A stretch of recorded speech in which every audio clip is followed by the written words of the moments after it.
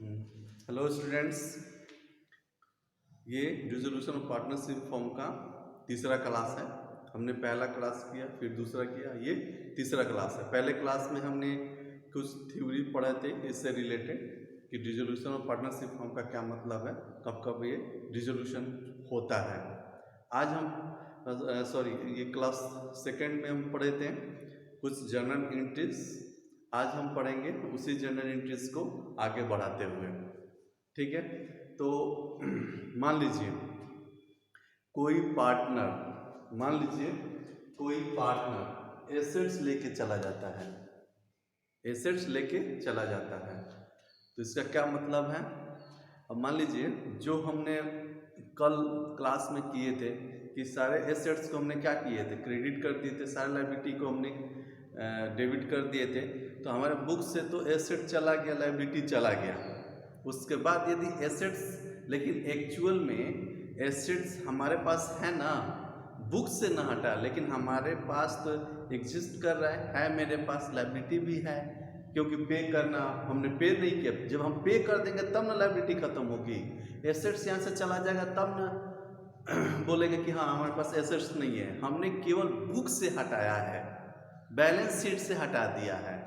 इसलिए हमें क्या है कि जब कोई पार्टनर एसेट्स लेके चला जाएगा तो क्या एंट्री पास करेंगे। तो बुक से तो एसेट्स हट गया है, तो जब एसेट्स लेके जाएगा तो एसेट्स को तो हम क्रेडिट करेंगे नहीं, क्योंकि ऑलरेडी हम क्रेडिट कर चुके हैं।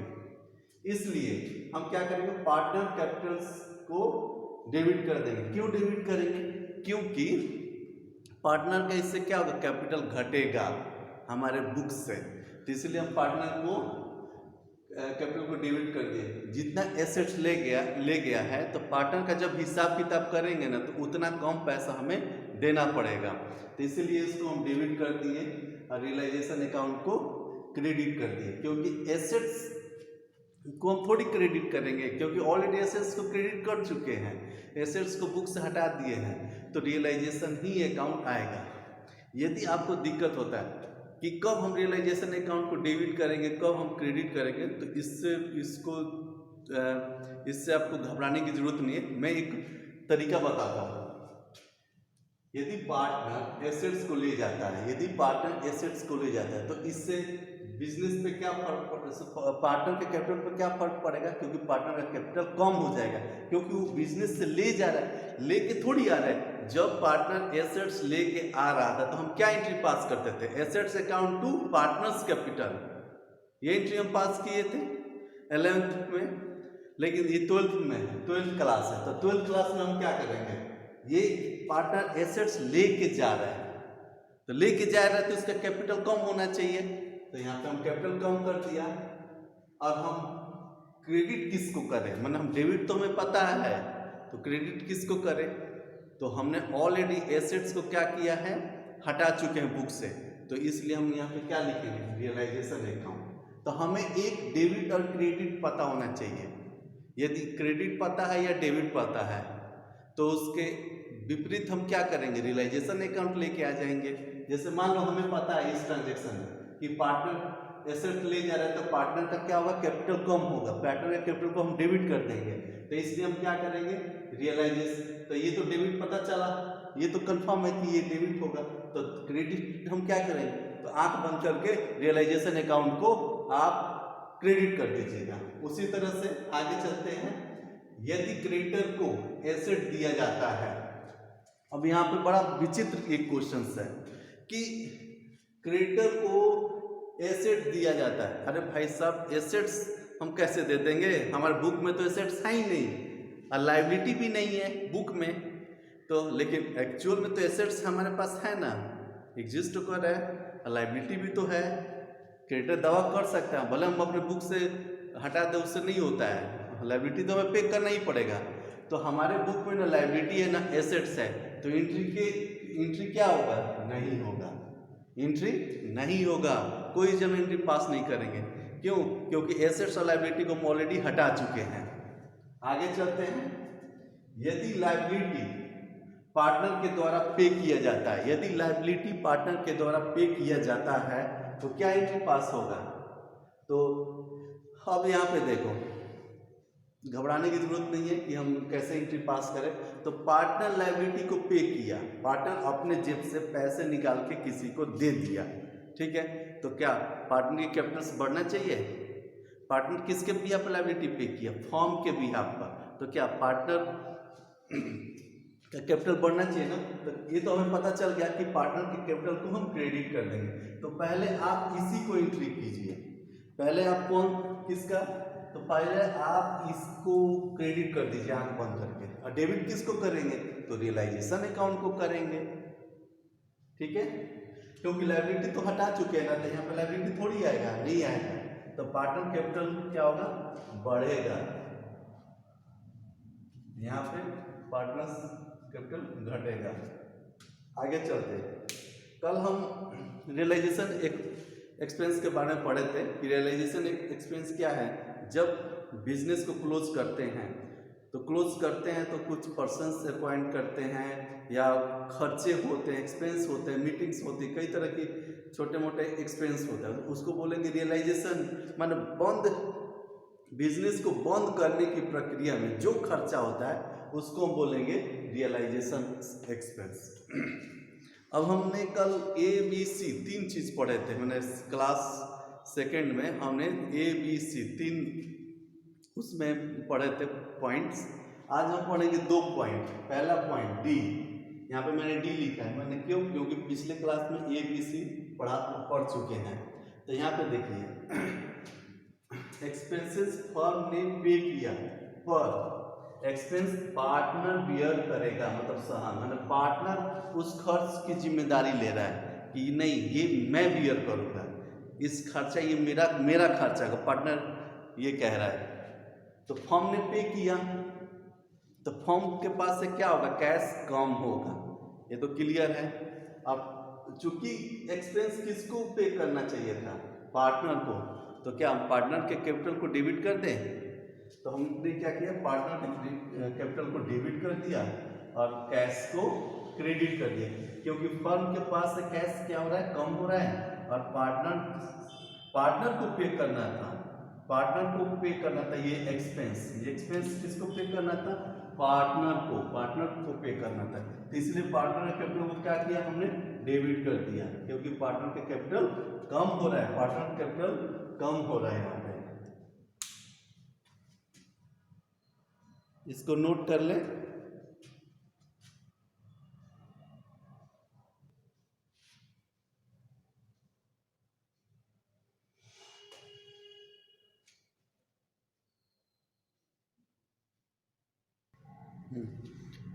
अब आते हैं आगे की जनरल एंट्री पे।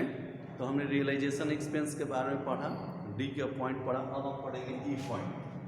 रियलाइजेशन एक्सपेंस पार्टनर ए ने दिया, माने ए ने पे किया, पार्टनर ए मान लो, पर एक्सपेंस जो था पार्टनर बी को पे करना था। मतलब ए ने दिया, लेकिन देना किसको था?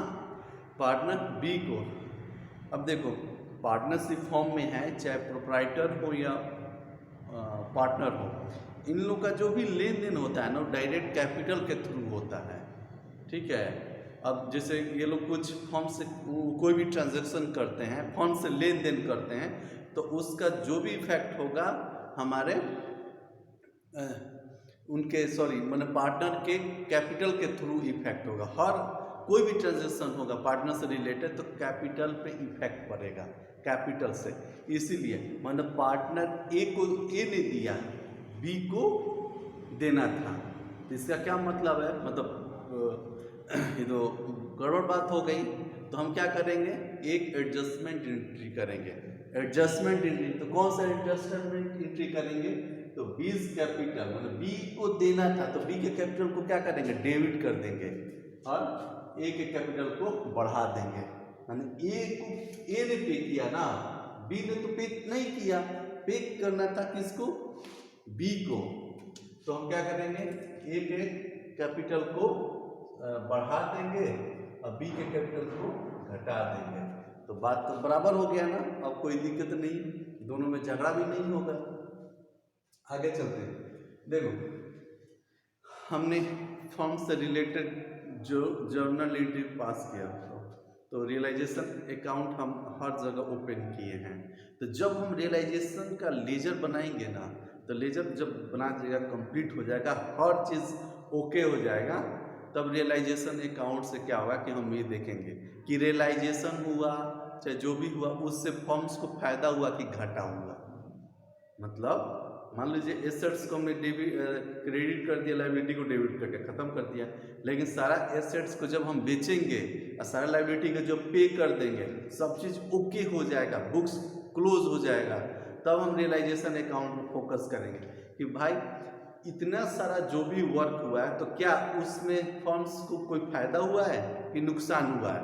तो यदि फर्म्स को फायदा हुआ माने प्रॉफिट हुआ रियलाइजेशन अकाउंट के थ्रू, यदि रियलाइजेशन से प्रॉफिट होता है तो प्रॉफिट कौन ले जाएगा, पार्टनर लोग लेके जाएगा। तो हम क्या करेंगे, पार्टनर्स के ऑल पार्टनर्स के कैपिटल को क्या करेंगे, बढ़ा देंगे, ऑल पार्टनर्स के कैपिटल को बढ़ा देंगे और फिर रियलाइजेशन अकाउंट में क्या कर देंगे, डेबिट कर देंगे। यदि रियलाइजेशन से लॉस होता है तो लॉस होगा तो हम क्या करेंगे, ऑल पार्टनर्स के कैपिटल को क्या करेंगे, डेबिट कर देंगे और रियलाइजेशन अकाउंट को क्रेडिट कर देंगे। क्योंकि लॉस हुआ तो क्लियर कौन करेगा, पार्टनर लोग करेगा। तो लॉस से क्या होगा, कैपिटल घटेगा, मतलब इससे हमारा पार्टनर के कैपिटल को घट जाएगा, रियलाइजेशन अकाउंट को हम क्रेडिट कर देंगे। रियलाइजेशन अकाउंट से रिलेटेड यदि किसी को जनरल एंट्री में दिक्कत हो रही है तो भाई बहुत सिंपल है, इसमें ज़्यादा घबराने की जरूरत नहीं है कि हमें ये देखना है कि किसको हम डेबिट करें किसको क्रेडिट करें। यहाँ पे हमें पता चल गया कि पार्टनर लॉस हुआ है तो लॉस के वजह से क्या होगा, पार्टनर के हम कैपिटल को क्या कर देंगे, कम करेंगे। यदि लॉस हुआ तो पार्टनर कैपिटल क्या होगा, कम होगा। यदि प्रॉफिट होगा तो पार्टनर कैपिटल बढ़ेगा। तो यहाँ पे बढ़ेगा तो हमने क्रेडिट किया, यहाँ पे घटेगा तो हमने डेबिट कर दिया।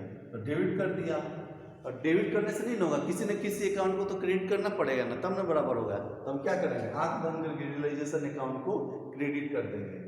यहाँ पे पता चल गया कि पार्टनर्स के कैपिटल को हम क्रेडिट करना है, ठीक है। तो डेबिट किसको करें, डेबिट क्रेडिट तो होना ही चाहिए। यही तो डबल एंट्री सिस्टम का तरीका है। डबल एंट्री सिस्टम इसको क्यों बोलते हैं, क्योंकि एक को डेबिट करते हैं और दूसरे को क्रेडिट करते हैं, तो इसीलिए हिसाब एकदम बराबर होता है, इसमें कोई दिक्कत नहीं होती है। बहुत बढ़िया अकाउंटिंग है, इतना सिंपल इतना सरल अकाउंटिंग हो ही नहीं सकता है, क्यों, केवल डेबिट और क्रेडिट की वजह से। तो हमने क्या किया, इसको क्रेडिट किया तो किसको डेबिट करें, तो रियलाइजेशन अकाउंट को डेबिट कर दिया, ठीक है। इसको नोट कर लें।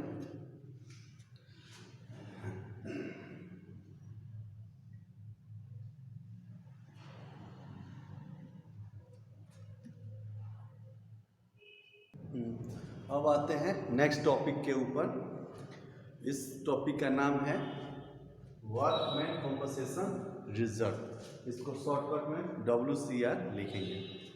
ये वर्कमैन कॉम्पनसेशन रिजर्व है क्या, एक्चुअली होता क्या है कि मान लीजिए मेरे पास फैक्ट्री है, फैक्ट्री में बहुत सारे वर्कर लोग जो काम करते हैं, मजदूरी करते हैं। मैंने उनसे वादा कर दिया है कि इतना आप लोग अचीवमेंट कर लेते हैं, या महंगाई के हिसाब से मैं उनको सैलरी नहीं दे रहा हूँ, मतलब उनको मजदूरी नहीं दिया जा रहा है, वेजेस नहीं दिया जा रहा है, माने महंगाई के हिसाब से, समय के हिसाब से। चाहे मैंने जो उनसे वादा किया या मैंने उनसे वादा किया उसके हिसाब से उनको कंपनसेशन नहीं दिया, यदि वो टारगेट अचीव कर रहे हैं समय पे तो उस हिसाब से हम उनको नहीं दे रहे हैं, मतलब तो वो लोग क्या करेंगे, कोर्ट का दरवाज़ा खटखटाएंगे।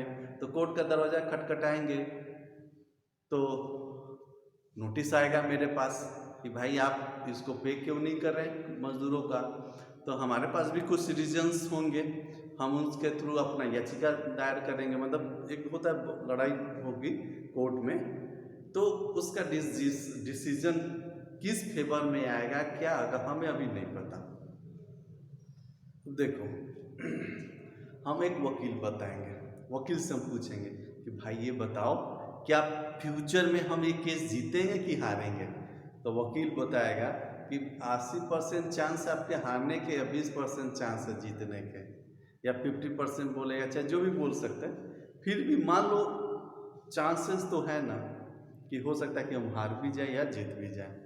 तो हमने क्या किया कि मजदूरों ने हम पे क्लेम ठोका कि आप हमको पैसा दीजिए। तो उसके हिसाब से हमने क्या किया, जब profit and loss account calculate कर रहे थे तो हमने पूरे पैसे पूरे प्रॉफिट को पार्टनर के कैपिटल में ट्रांसफर ना करके एक हमने रिजर्व बना लिया।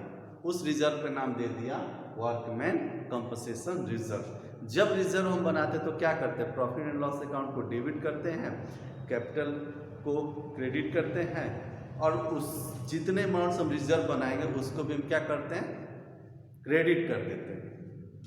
अब आते हैं इस टॉपिक पे कि अब लेकिन हम तो बिजनेस क्लोज कर रहे हैं, तो क्लोज करेंगे तो यदि मान लीजिए claim amount as a liability हमारे पास है तो उसको हम क्या करेंगे, पे करना पड़ेगा ना, सेटलमेंट करना पड़ेगा। तो डिफरेंट केस हो सकता है, क्लेम हो भी सकता है, नहीं भी हो सकता है, क्लेम ज़्यादा भी हो सकता है रिजर्व से और क्लेम रिजर्व से कम भी हो सकता है। तो ये 3-4 केसेस हैं, हम पढ़ेंगे तो उसमें कैसे हम डील करेंगे। तो पहला केस 1 ये कहता है कि क्लेम है ही नहीं। तो जब क्लेम ही नहीं है तो हमारा लायबिलिटी ये नहीं बना, किस बात की लायबिलिटी, हम पे करना ही नहीं पड़ेगा। तो ये बताओ जो प्रॉफिट रिजर्व है वो क्या है, ओल्ड प्रॉफिट है, मैं उसको क्या बोलूँगा, ओल्ड प्रॉफिट। तो ओल्ड प्रॉफिट के हिसाब से हम क्या करेंगे, पार्टनर्स में उसको बांट देंगे। क्यों, क्योंकि पुराना प्रॉफिट है। अब किसको, मतलब मजदूरों को तो देना ही नहीं देना, क्लेम ही नहीं है, बुक्स में क्लेम ही नहीं है। तो क्लेम नहीं है तो हम क्या करेंगे, तो क्लेम नहीं है तो नो लायबिलिटी, तो WCR रिजर्व को क्रेडिट कर देंगे, सॉरी डेबिट करेंगे, और ऑल पार्टनर्स कैपिटल को क्रेडिट कर देंगे, क्योंकि ये तो ओल्ड प्रॉफिट है ना WCR। तो WCR ओल्ड प्रॉफिट है तो प्रॉफिट पे किसका हक है, पार्टनर का प्रॉफिट का हक है, तो इसलिए इसको क्रेडिट कर दिया। और केस 2 क्लेम है और क्लेम अमाउंट क्या है, WCR से ज़्यादा है, माने रिजर्व से ज़्यादा है, तो हम क्या करेंगे, WCR को हम डेबिट करेंगे। बुक से हटाने के लिए तो डेबिट ही करना पड़ेगा ना, बुक से हटाने के लिए डेबिट ही हम करेंगे, तो डेबिट करेंगे। और 2 रियलाइजेशन अकाउंट, जब लायबिलिटी हम पे करेंगे, इसमें ए और बी 2 एंट्री हम पास करेंगे। इस केस में एक ही एंट्री पास होगा, इसमें 2 केस। तो जब हम लायबिलिटी पे करेंगे तो realisation account debit to cash account, cash या बैंक अकाउंट, मैंने कैश के थ्रू पे करेंगे तो कैश अकाउंट, बैंक के थ्रू पे करेंगे तो बैंक अकाउंट। और तीसरा केस, यदि क्लेम अमाउंट WCR से कम है, मतलब क्लेम कम है, हमने ज़्यादा का रिजर्व बना दिया। यहाँ केस नंबर 2 में क्या किए थे कि हमने रिजर्व कम बनाया था। अरे हमें थोड़ी पता होता है कि क्लेम कितना करेगा सर, हमें ये सब नहीं पता होता, हम तो एक एस्टिमेट करके बना दे कि चलो 2 लाख का रिजर्व बना दो, मान के चलते कि 2 लाख का रिजर्व बना दो, बस। हमें थोड़ी पता होता है, नहीं, हमें नहीं पता होता कि एक्चुअल, वो तो आगे जब हम केस लड़ेंगे जीतेंगे, हम अपना क्या व्यू रखते हैं, वो लोग क्या अपना व्यू रखते हैं, उस पर डिपेंड करता है। तो मान लो केस नंबर 3 में क्लेम अमाउंट WCR से क्या है, ज़्यादा, कम है, सॉरी यहाँ पे कम है, तो कम है तो हम क्या एंट्री पास करेंगे, तो WCR को हम डेबिट करेंगे। ये तो हर केस में हम डेबिट करेंगे, इसमें कंफ्यूज वाली बात ही नहीं है। क्यों, क्योंकि जब हम क्रिएट किए थे तो इसको हम क्या किए थे, क्रेडिट किए थे, तो इसको बुक से हटाने के लिए हम डेबिट करेंगे। इस केस में कम है, इस केस में ज़्यादा है, इसको थोड़ा सा ध्यान देना है, यहाँ पे ज़्यादा है, यहाँ पे कम है। अब देखो, जितना हमारी लायबिलिटी है, लायबिलिटी मतलब क्लेम अमाउंट, यहाँ पे आ जाएगा क्लेम अमाउंट, क्लेम अमाउंट, ये जो रियलाइजेशन अकाउंट आएगा, मतलब हमने WCR को हमने क्या किया, डेबिट कर दिया। रियलाइजेशन अकाउंट में यहाँ पे जो अमाउंट आएगा, कौन अमाउंट आएगा, क्लेम अमाउंट आएगा। और फिर जो बचेगा हम पार्टनर के कैपिटल में बांट देंगे, मैंने कहा पार्टनर कैपिटल को बढ़ा देंगे। तो इसलिए हमने पार्टनर कैपिटल को क्या किया, बढ़ा दिया, WCR को डेबिट किया। और 2 रियलाइजेशन इसलिए अकाउंट लिया क्योंकि ये लायबिलिटी है जो हमें पे करना है, मतलब लायबिलिटी क्लेम अमाउंट, तो क्लेम अमाउंट यहाँ पे आ गया, और ये पार्टनर्स के कैपिटल को हमने बढ़ा दिया। ठीक है, ये यहाँ पे ध्यान देना है कि ये रियलाइजेशन अकाउंट मतलब यहाँ पे क्लेम अमाउंट आएगा, जैसे हमने यहाँ पे क्या किया, ये क्लेम अमाउंट है, ये कौन सा अमाउंट है, ये क्लेम अमाउंट है, ये यहाँ पे क्लेम, उसी तरह से ये भी है। ठीक है, इतना समझ में आ गया, इसको नोट कर दे।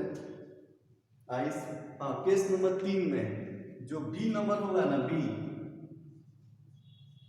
केस नंबर 3 में जो पॉइंट बी होगा वो सेम एज केस नंबर 2 का होगा, मतलब सेम एज केस 2, मतलब बी कौन है, सेम एज केस 2, मैंने यहाँ पे लिख दिया सेम एज केस 2। जो यहाँ पे ए बी होगा ना, तो ए का तो एंट्री हमने कर दिया, बी का एंट्री सेम ऐसा ही होगा।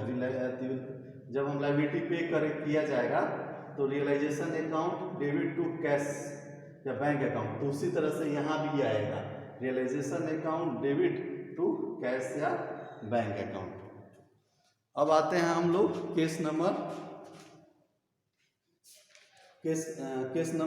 4, 5 करना है। और अब आते हैं केस नंबर 4 पे।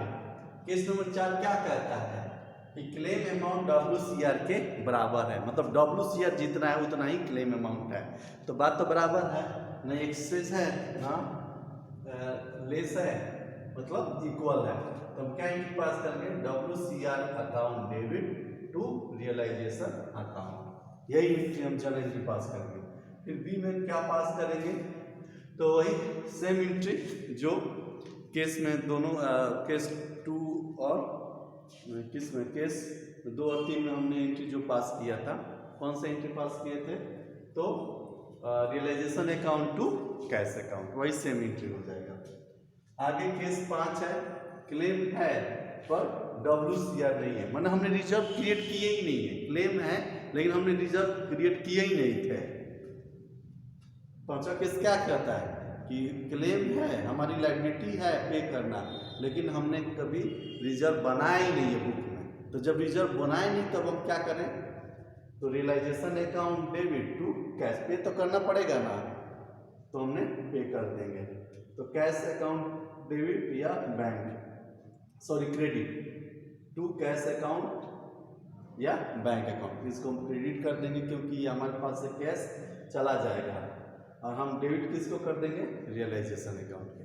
तो यही है वर्कमैन कंपनसेशन से रिलेटेड ये 5 केसेस, इसको नोट करें और फिर हम आगे बढ़ते हैं।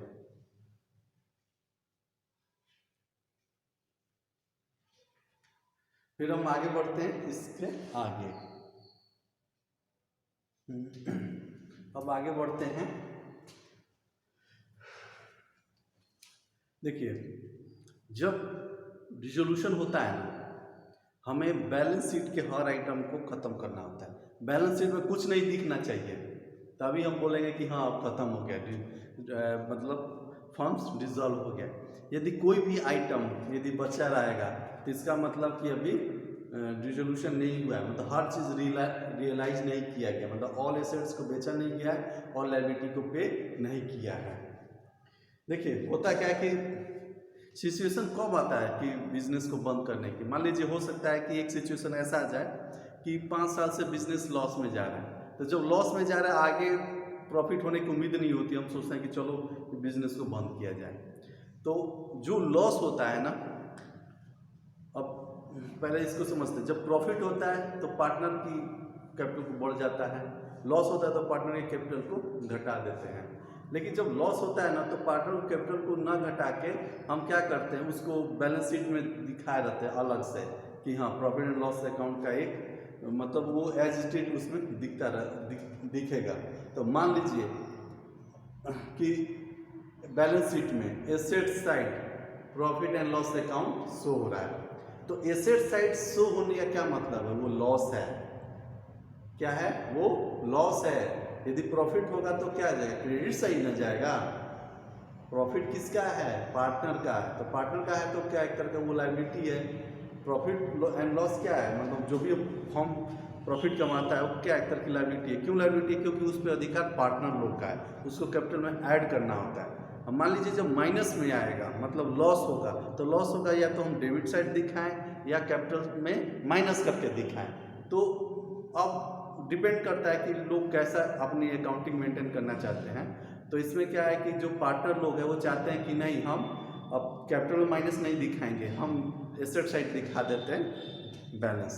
तो हमने क्या किया, बैलेंस शीट में asset side profit and loss दिखा दिया या अनडिस्ट्रीब्यूटेड प्रॉफिट एंड लॉस के नाम पे एक शो कर दिया बैलेंस शीट में। तो एंट्री हम क्या पास करेंगे, तो partners capital account debit to profit and loss account. ये लॉस है इसलिए इसको हमने, ये लॉस डेबिट होता है ना, प्रॉफिट क्रेडिट होता है, तो लॉस डेबिट है तो इसको हमने क्रेडिट करके लॉस को खत्म कर दिया और पार्टनर के कैपिटल को घटा दिया। यदि अब देखो अब क्या करेंगे, ये इसकी तो समाधान हो गया। अब मान लो बैलेंस शीट में केवल कैपिटल बचा है, बैलेंस शीट में क्या बचा है, केवल कैपिटल, तो उसके एडजस्टमेंट हम कैसे करेंगे, तो कैपिटल के बैलेंस को क्लोज करने के लिए यदि कैपिटल क्रेडिट बैलेंस है, कैपिटल क्रेडिट बैलेंस है, तो हम क्या एंट्री पास करेंगे, partners capital account debit to cash या बैंक। यदि डेबिट बैलेंस होगा तो क्या एंट्री हम पास करेंगे, तो पार्टनर से हम कैश लेंगे। यहाँ पे हम पार्टनर को कैश दे रहे हैं, क्यों, क्योंकि क्रेडिट बैलेंस है। यहाँ पे पार्टनर से हम कैश ले रहे हैं, क्यों, क्योंकि डेबिट बैलेंस है। यहाँ पे पार्टनर फर्म को पैसा देगा, यहाँ क्रेडिट बैलेंस है, फर्म पार्टनर को पैसा देगा, ठीक है। क्योंकि क्रेडिट बैलेंस है, इसका क्या मतलब, लायबिलिटी है फर्म की लायबिलिटी है। डेबिट बैलेंस क्या है, फर्म के लिए एसेट्स है, क्योंकि पार्टनर कैश देगा। तो ठीक है, अब तक हम इतना पढ़ें जनरल एंट्री, और कुछ छूटा होगा तो नेक्स्ट क्लास में किया जाएगा, और इसको आप लोग नोट कर लें। यदि कोई डाउट हो तो आप कमेंट करें, फिर हम उस पर डिस्कस करेंगे। चलते हैं, अभी यहीं रुकते हैं क्लास को, फिर नेक्स्ट क्लास में मिलते हैं। Okay, bye.